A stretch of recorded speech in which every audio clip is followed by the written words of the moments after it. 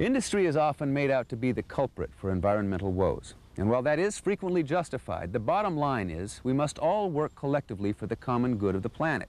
This means using business and industry and their immense resources for positive results. One such company, Southern California Edison, has taken a leading role in its efforts to work for the environment instead of against it. Whether it's building an artificial reef for marine life or publishing its endangered species alert manual, where employees learn not to interfere with endangered plants and animals,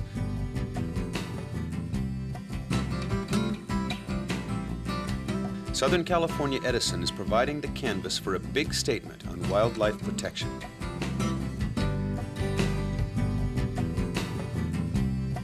So we began the pursuit of both Edison and Weiland. We didn't really know that he was going to say he loved it, what a canvas, and he would start in 3 weeks.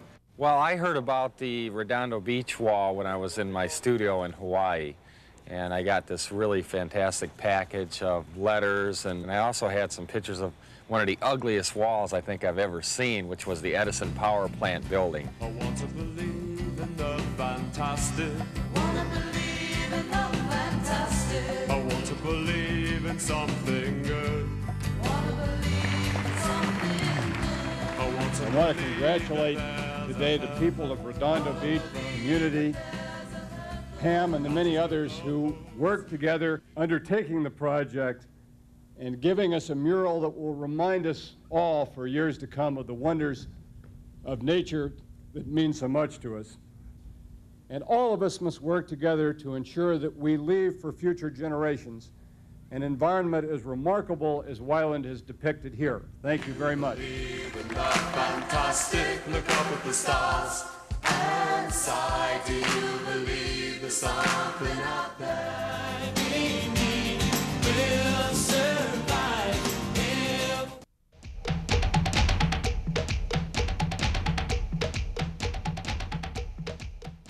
Power of art knows no boundaries. It breaks barriers of language, religion, politics, and prejudice.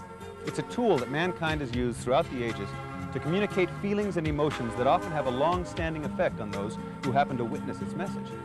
In this feature, we'll travel to Laguna Beach, California to meet with 3 intriguing artists who use the mediums of painting, film, and music to make statements for change in our environment. Here's Mary Major. The graceful beauty and mystery of whales has been exposed to millions of people around the world through Laguna, California artist Weiland's extraordinary life-size whaling walls. Since the age of 3, when Weiland sketched his first picture, his extraordinary vision has been brought to life. It's said through his depiction of the whale, the mammal's true spirit is captured that you can see within their souls.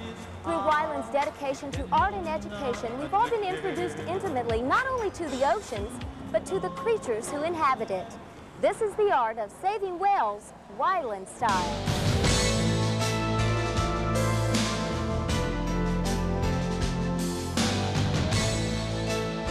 You have to have a passion for what you do. And it has to be in your work. You have to take that passion that's in your soul and hopefully you can put it on canvas. For me, it's very easy to do.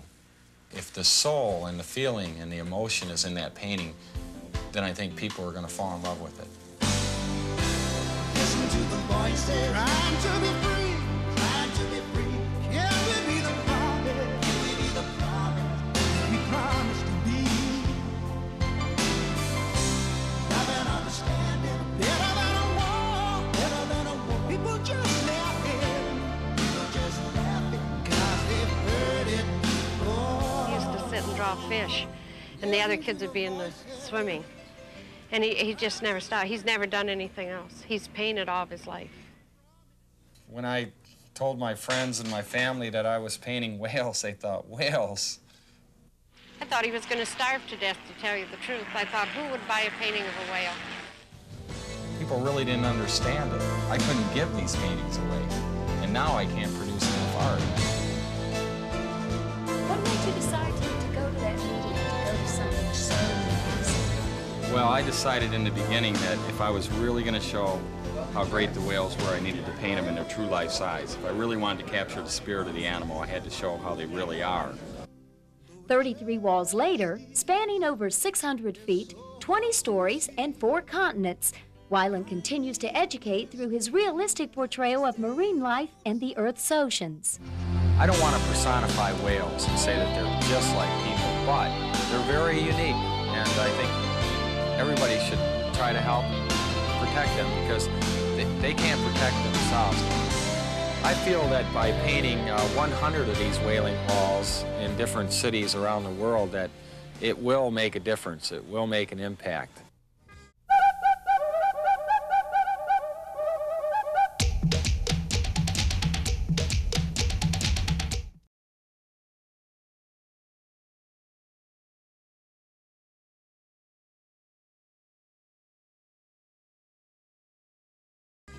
Before it was fashionable, in fact, for the last 20 years, Doug Thompson has researched, lobbied for, written about, and even photographed our environment.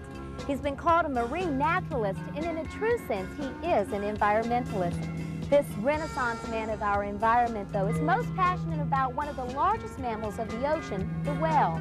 I'm here today with Doug Thompson, and we're going on a search for the great California gray whale, right, Doug? Right. Welcome aboard, Mary. I'm doing well, thank you. Thanks so much. Look at these guys. How do you like some of our friends back here? They're just hanging out, huh? Yeah, these are our California sea lions. Remember the pinniped family, or feather-footed animals. And they've taken to kind of hanging out on these whistle buoys because I think the real estate's too expensive over on the beach anymore. Doug Thompson launched his career as a voyager in 1970 when he led a whale-watching expedition to the lagoons of Baja California. He's since become a recognized leader for his wildlife tours, allowing many humans to interact firsthand with whales and seals. If you get people long enough away from the TV and bills and phones and, you know, sitting at your desk like this all the time, we become kids again. And I guess if there's one thing I've done, I've kind of become the Pied Piper of maybe the whale movement. As opposed to pointing fingers and being too detrimental, what I try and do is to show people the beauty of it, because once they've seen it and touched it, they become your evangelists. I mean, people kind of get a real change going in their own viewpoint because they start to understand that we all are part of the system, you know, and we're just one part. He became fascinated with the gray whale when he surprisingly swam next to one as a young boy. Thompson has since dedicated his life to ensuring their survival. And I've been real fortunate to have been able to take, well, at this point now, I'm sure thousands of people down for kind of a real hands-on experience with whales.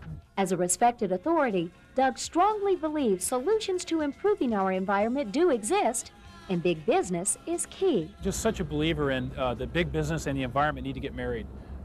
Kelp is a great example here in Southern California. A square mile of kelp is worth about $1 million. But anyway, the good news is we harvest it, we do a good job with it, everybody makes money, and research. They have 140 people at Kelco that actually research new ways to use the product, make sure it's environmentally safe. Last thing we want to do is lose our kelp beds.